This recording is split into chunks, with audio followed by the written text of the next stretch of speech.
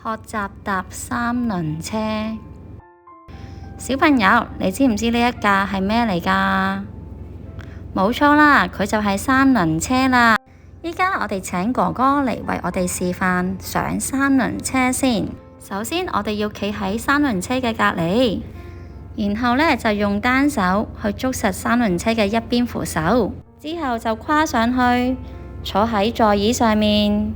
坐好咗之後呢，我哋兩隻手就捉實兩邊嘅扶手啦，然之後就將兩隻腳放上去腳踏上面。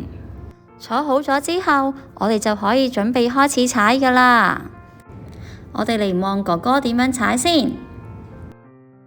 出發啦！